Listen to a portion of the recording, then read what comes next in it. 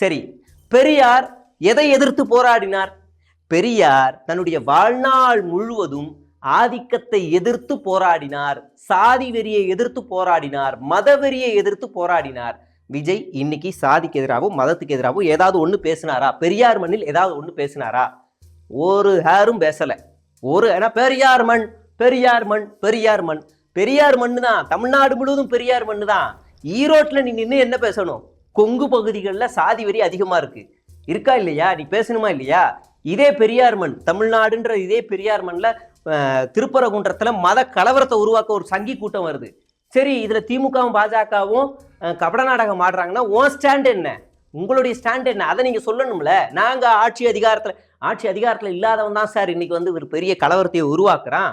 எப்படி சார் அப்படின்னா நாம கேட்க வேண்டியிருக்கு. அடுத்ததா வழக்கமா விஜய் பேசுற ஒரு பேச்சுக்கும் இந்த பேச்சுக்கும் ஒரு தடுமாட்டம். கட்ட கட்ட கட்ட கட்ட கட்ட கடன்னு கால் நடுங்குது. என்னன்னா வார்த்தைக்கு வார்த்தை. நான் உங்களை நம்பிதான் இருக்கேன், நான் என்ன நம்பி இல்ல, உங்களை நம்பிதான் இருக்கேன், உங்களை நம்பிதான் இருக்கேன், வருவீங்களா அப்படின்னு பேச ஆரம்பிக்கிறார். ஏன் இவ்வளவு நாள் இவரே சொன்னார் கான்ஃபிடென்ட்டா இருங்க, கான்ஃபிடென்ட். இப்ப இவருக்கே அந்த கான்ஃபிடென்ட் போயிருச்சு.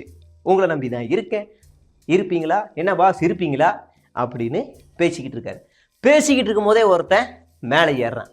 அவ்வளவு கட்டுப்பாடுகள், வேலி முள்வேலி அது எதிர்த்து போட்டு சொந்த தொண்டர்கள் லத்தி சார்ஜ் எல்லாம் பண்ணி ஒருத்தன் மேலே ஏறுறான். பயந்துட்டு ஆஹா இன்னொரு கரூர் சம்பவத்தை ஏழ்ற இழுக்க அப்படின்னு விஜயகாந்தா இருந்தா அடிச்சிருப்பாரு. என்னடா பார்க்கணும் அப்படின்னு. தம்பி இறங்குனாதான் முத்தம் கொடுப்பேன் அப்படின்னு உடனே அந்த ஆச்சரிய குறி அப்புறமா இறங்குறாப்புல. இது ஒரு இது